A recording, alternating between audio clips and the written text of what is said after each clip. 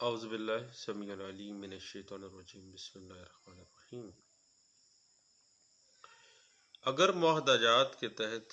کوئی پارٹی عمل نہیں کرتی یا معاہدہ جات کی تکمیل سے انکاری ہو جاتی ہے تو خلاف ورزی کرنے والے یا تکمیل معاہدہ جات سے انکار کرنے والے کو سول کورٹ کے ذریعے ضابطۂ دیوانی کے اندر آپ معاہدہ جات کی تکمیل کے لیے مجبور کرتے ہوئے اس کو کرنے کے لیے یا معاہدے پہ عمل درآمد کروانے کے لیے باقاعدہ طور پر سول کورٹ میں کیس فائل کرتے ہیں تاکہ وہ پارٹی جو انحراف کر رہی ہے معاہدے سے وہ اپنے حصے کی پرفارمنس کرے۔ مثلاً اگر ایک شخص دوسرے شخص سے اپنی زمین کا معاہدہ کرتا ہے اور اس بابت تحریر کر دیتا ہے، معاہدہ پہ لکھا جاتا ہے، کچھ شرائط اس میں طے ہو جاتی ہیں، زر بیانہ وہ وصول کر لیتا ہے، بعد میں وہ اس زمین کو کسی اور شخص کے نام منتقل کرنے کی کوشش کرتا ہے اور معاہدہ پہ جو اس نے لکھا ہے اس کی شرائط کی تکمیل سے انحراف کر جاتا ہے، تو اب جو اگریوڈ پرسن ہے جس نے پیسہ بھی دیا اور ٹینشن بھی خریدی ہے، تو وہ چونکہ اپنا پارٹ پرفارم کرنے کے لیے تیار ہے، جبکہ دوسرا بندہ جو مکر گیا ہے اس کے خلاف وہ عدالت دیوانی میں تکمیل معاہدہ کا دعویٰ دائر کر کے انحراف کرنے والے جو شخص ہے اس کو مجبور کرنے کے لیے کہ وہ اپنا پارٹ پرفارم کرے، تکمیل معاہدہ کی ڈگری حاصل کرتا ہے۔ اور آپ کو پتہ ہے کہ جب بھی کبھی پرفارمنس آف کانٹریکٹ کی بات آتی ہے تو اسپیسیفک ریلیف ایکٹ 1877 کے تحت ہی آپ کو ریلیف ملتا ہے، اور معاہدہ جات سے انحراف کرنے والی جو پارٹی ہے اس کو ہم ہمیشہ سول کورٹ میں اسپیسیفک ریلیف ایکٹ 1877 کے تحت ہی ہم اس کو پکڑتے ہیں تاکہ وہ اپنے معاہدے کی تعمیل کریں، اور سیکشن 12 سے لے کے سیکشن 20 تک اسپیسیفک ریلیف ایکٹ 1877 جو ہے پرفارمنس آف کانٹریکٹ کی ڈیفرنٹ لیگل ٹیکنیکلٹیز کو پیش کرتا ہے۔ اب بات تھوڑی سی آگے بڑھاتے ہیں کہ اسپیسیفک ریلیف ایکٹ کے تحت جب آپ معاہدہ جات کی تکمیل سول کورٹ سے کرواتے ہیں تو آپ اسپیسیفک ریلیف ایکٹ کے تحت سول کورٹ میں آتے ہیں اور مجموعہ ضابطۂ دیوانی 1908 کے تحت آپ پروسیڈ کر رہے ہوتے ہیں۔ لیکن ایک تیسرا قانون بھی ہے جس کو ہم عام طور پہ نظر انداز کرتے رہتے ہیں، وہ تیسرا قانون جو ہے کانٹریکٹ ایکٹ 1872 ہے۔ یاد رکھیے گا کوئی معاہدہ جو بھی اسپیسیفک ریلیف ایکٹ کے ایمبٹ میں آتا ہے نا، اس وقت تک وہ کسی بھی کورٹ کے ذریعے پائے تکمیل تک نہیں پہنچ سکتا جب تک وہ معاہدہ کانٹریکٹ ایکٹ 1872 کے تحت contract in the real sense ہونے کی ڈگری حاصل نہ کر لے، یعنی کیا وہ معاہدہ کانٹریکٹ کی ڈیفینیشن میں فال کرتا ہے یا نہیں کرتا، کیا وہ ایگریمنٹ انفورسیبل بائی لا ہے یا نہیں ہے۔ اب جب کبھی بھی آپ تکمیل معاہدہ کے لیے سول کورٹ میں آتے ہیں تو سب سے پہلے آپ نے جو چیز دیکھنی ہے وہ کانٹریکٹ ایکٹ 1872 کی اس معیار کو پرکھنا ہے کہ کیا جس معاہدے کو لے کے میں سول کورٹ میں آیا ہوں کیا وہ قانونی معاہدہ کے تحت کانٹریکٹ کی ڈیفینیشن میں فال کرتا ہے یا نہیں کرتا ہے۔ اب پارٹیز کے مابین تنازع کی صورت میں یا ایک فریق اپنے حصے کی معاہدے کو تکمیل کرنے سے انکار کر دیتا ہے اور دوسرا فریق اس کو معاہدے کی پابندی کرنے پر مجبور کرنے کے لیے عدالت میں آتا ہے، اور اگر وہ معاہدہ کانٹریکٹ کی ڈیفینیشن میں فعال نہیں کرتا ہے تو پھر عدالت دیوانی کیا کرے گی؟ سی پی سی 1908 ختم، اس کی وہاں پہ کچھ بھی نہیں کر سکتی۔ اسپیسیفک ریلیف ایکٹ سیکشن 12 سے لے کے 20 تک خواہ معاہدہ جات کی تکمیل، جب معاہدہ جات کانٹریکٹ ایکٹ 1872 کی پیراڈائم میں پورا نہیں اترتا ہے، اس کی کسوٹی پہ پورا نہیں ہوتا ہے، تو آپ کس طرح سے اس کو تکمیل کروا سکتے ہیں؟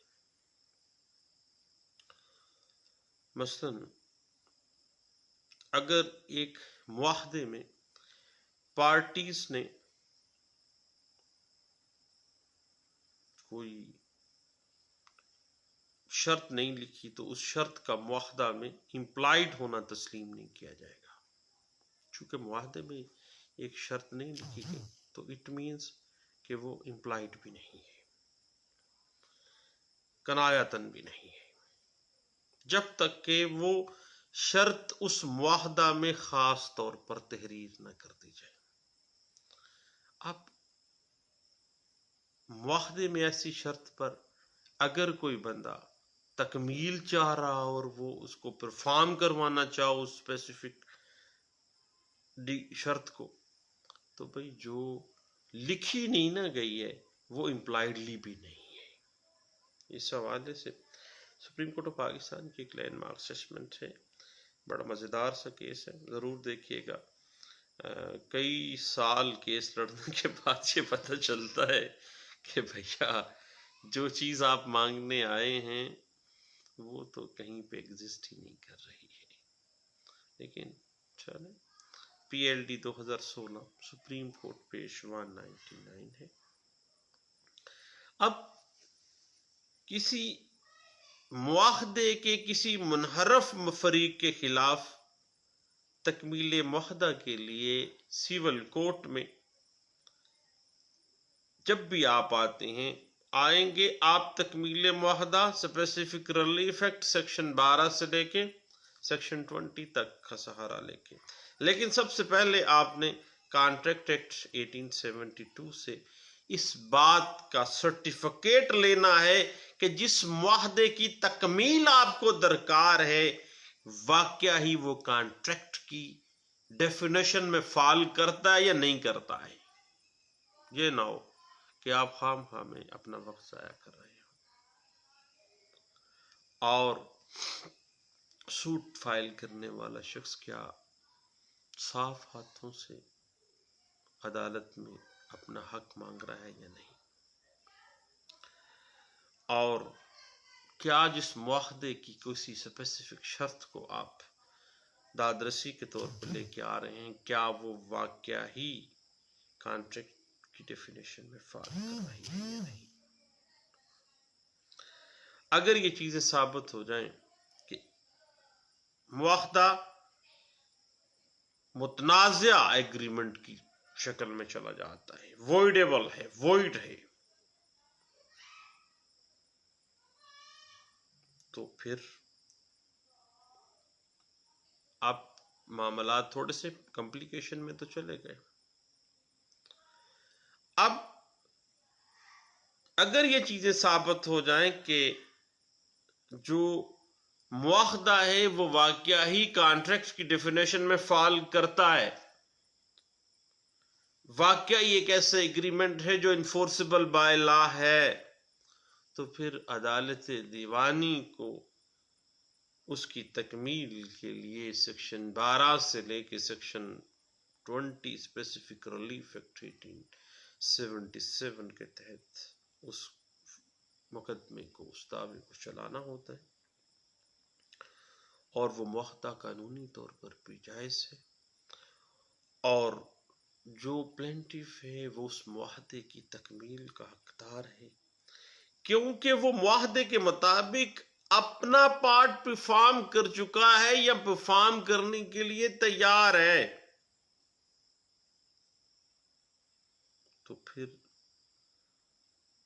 سول کورٹ اس کے حق میں نہ صرف ڈگری دے گی بلکہ سیکشن 36 سے لے کے سیکشن 74 اور آرڈر 21 کے تحت ایگزیکیوشن جو ہے وہ بھی اس کا حق ہے کہ اس معاہدے کی تکمیل ہونی چاہیے۔ اب صحیح بات اس طرح سے ہے کہ کیا جو ایگریمنٹ یا جو کانٹریکٹ کیا جا رہا ہے وہ واقعی طور پر انفورسیبل بائی لا ہے یا نہیں ہے؟ اگر تو انفورسیبلٹی بائی لا ہے تو پارٹیز کے اوپر قابل پابندی ہے، اور ایسے معاہدے کی کینسلیشن اس وقت تک نہیں ہو سکتی جب تک اس میں دی گئی کسی شرط کی کوئی فریق خلاف ورزی نہ کرے، یا یہ ثابت نہ کر دیا جائے کمپیٹنٹ سول کورٹ میں کہ اس معاہدے میں درج شدہ شرائط میں کوئی شرط پبلک انٹرسٹ کے یا ملکی قانون کے خلاف تو نہیں ہے۔ اس حوالے سے P L D 2016 supreme court page 199 کا حوالہ ہم نے دیا بھی۔ اب صحیح بات اس طرح سے ہے کہ کانٹریکٹ ایکٹ 1872 کی سیکشن 2 اس کی سیکشن 2 کی کلاز ای ہے، واضح کر دیتی ہے کہ کوئی ایسی دستاویز جو یک طرفہ پابندیوں پر مشتمل ہو، معاہدے کی کنسیڈریشن دونوں کے ذمہ نہ ہو، صرف ایک فریق نے ساری ذمہ داریاں دوسرے فریق کے مفاد کے لیے پوری کرنی ہو، اور اس کے عوض میں دوسرے فریق کو کے ذمہ کوئی ڈیوٹی نہیں ہے، ایک پارٹی نے سارا کچھ کرنا ہے۔ تو پھر کیا ایسی دستاویز ایسا معاہدہ کانٹریکٹ کی ڈیفینیشن میں آتا ہے یا نہیں آتا ہے؟ یونیلیٹرل ایک کانٹریکٹ ہو سکتا ہے کوئی؟ تو ایسی دستاویز کانٹریکٹ کی تعریف میں نہیں آتی۔ تو پھر جب کانٹریکٹ ایکٹ 1872 واضح کر دیتا ہے کہ اٹ از دا یونیلیٹرل، ایک یک طرفہ معاملہ ہے، بائی لیٹرل ایگریمنٹ نہیں ہے، انفورسیبل بائی لا نہیں ہے، تو پھر کیا کرے گا قاضی؟ سی پی سی پٹتی رہ جائے گی، کچھ بھی نہیں ہو سکتا، اسپیسیفک ریلیف ایکٹ کچھ بھی نہیں کر سکتا۔ اس حوالے سے 2016 اپیل کیسز پیج 110 کو ضرور دیکھیے گا۔ صاحب ہم نے ابھی بات کی ہے کانٹریکٹ ایکٹ 1872 کی سیکشن 2 کلاس ای کی، کہ کسی ایگریمنٹ کو کانٹریکٹ کا درجہ دینے کے لیے کون سے فارمولے کی ضرورت ہے؟ سب سے پہلے آفر ہے، دوسری بات پرپوزل ہے، تیسری بات ایکسپٹنس ہے، چوتھی بات کنسیڈریشن ہے۔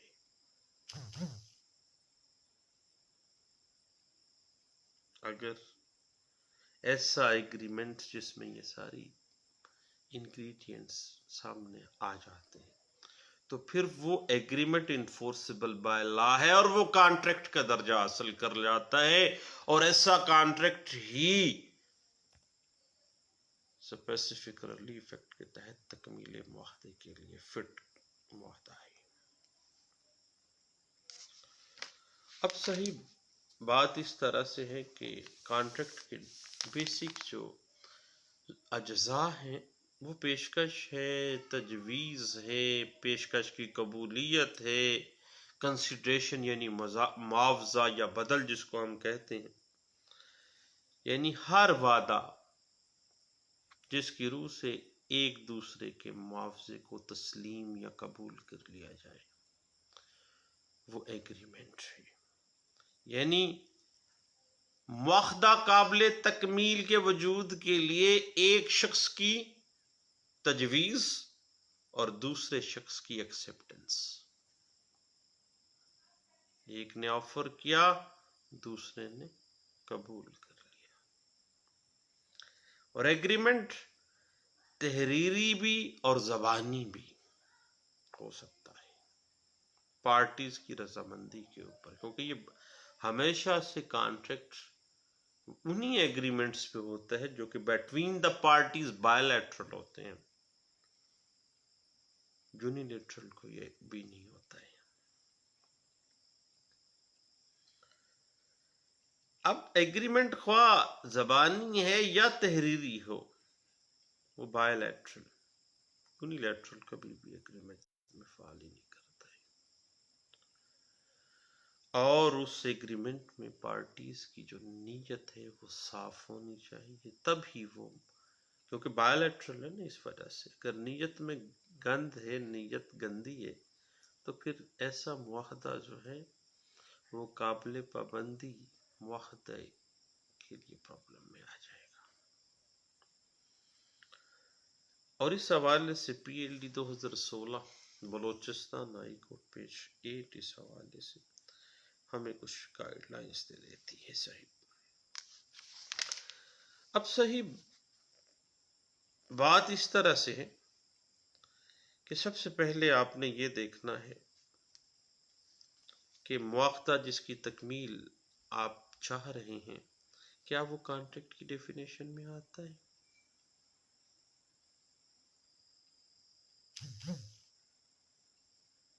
اگر نہیں آتا کوئی ریلیف نہیں۔ اب صحیح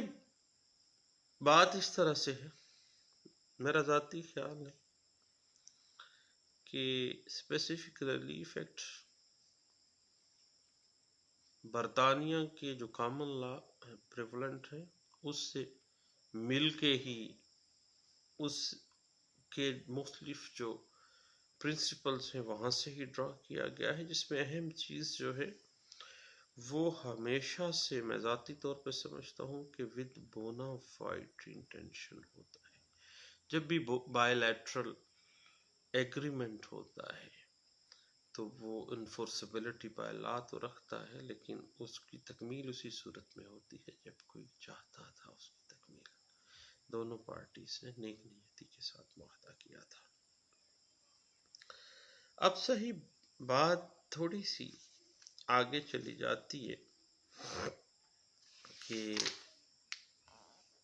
بعض صورتحال میں ہم ریلیف چاہ رہے ہوتے ہیں،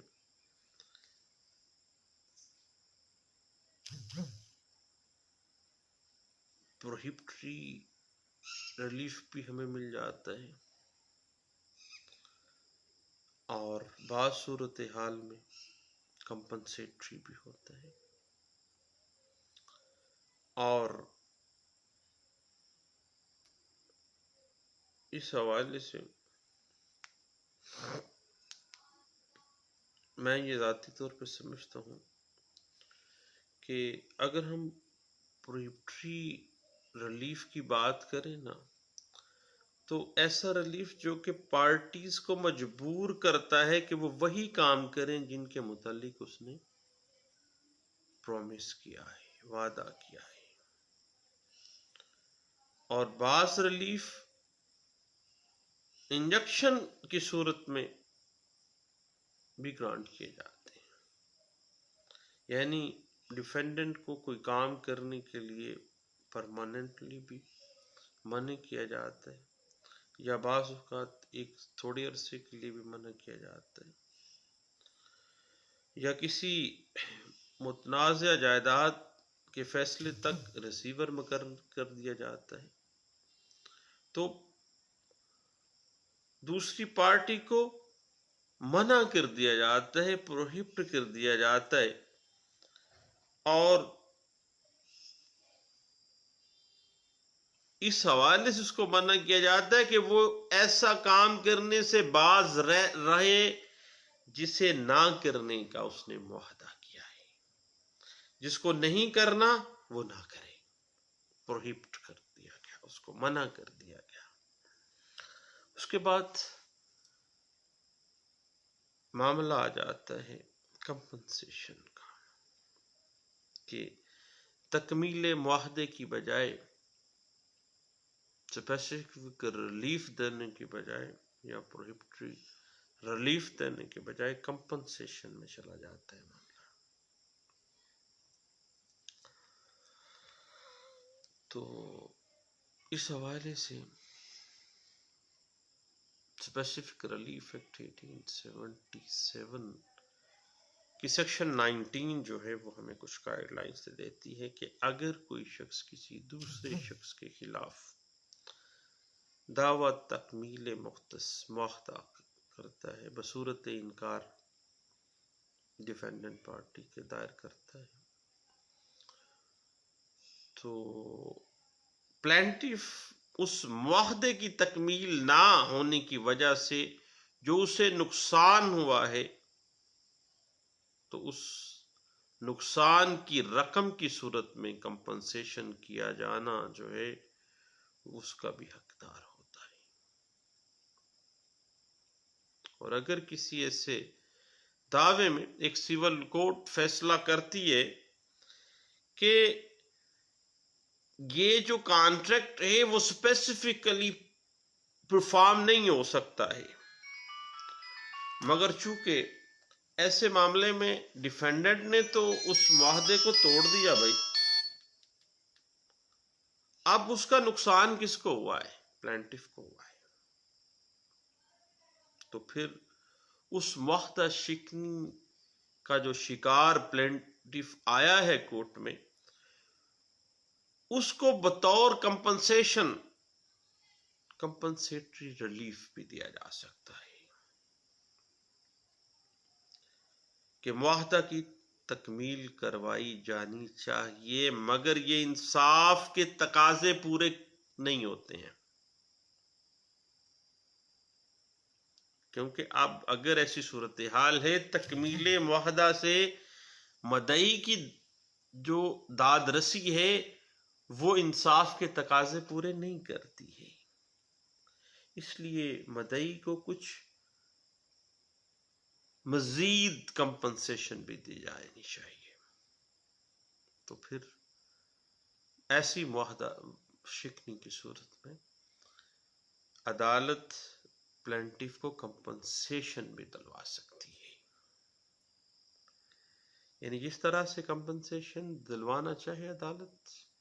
उसके पास इख्तियार है। और इसके अलावा जब आप बाकायदा कोर्ट में दावा दायर करते हैं तो उसकी तकमील मुआहदा के साथ साथ आप कंपनसेशन जो है वो भी डिमांड कर सकते हैं, प्रेयर में ले सकते हैं। अब ये जो कंपनसेशन है वो तकमील मुआहदा के अलावा या बाज़ सूरत हाल में उस मुआहदे के मुतबादल तौर पर भी, या मुझे प्रॉपर्टी दे दो या 6% सालाना के हिसाब से मेरे वसूल किए हुए पैसे वापस कर दो विद इंटरेस्ट। इस हवाले से 1990 MLD पेज 712, 1973 SCMR पेज 225 और 1998 CLC पेज 1718 जो है वो हमें कुछ गाइडलाइंस फराहम करती है। अब साहिब,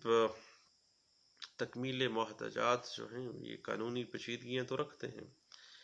अब इसकी जो स्पेसिफिक आगे से बहस छिड़ जाती है, ज़बानी भी मुआहदाजात होते हैं और तहरीरी भी, बाज़ तहरीरें ऐसी हैं जो कि इनकम्प्लीट होती हैं। ये बड़ी एक अहम टेक्निकलिटी है जो हम सिविल कोर्ट में आए रोज़ دیکھتے ہیں، تو میں ذاتی طور پہ سمجھتا ہوں کہ اس کے لیے ہم علیحدہ سے ایک سیٹنگ کر لیتے ہیں، بیٹھتے ہیں اور اس پہ گپ شپ لگاتے ہیں۔ دعاؤں میں مجھے یاد رکھیے گا۔ اللہ حافظ۔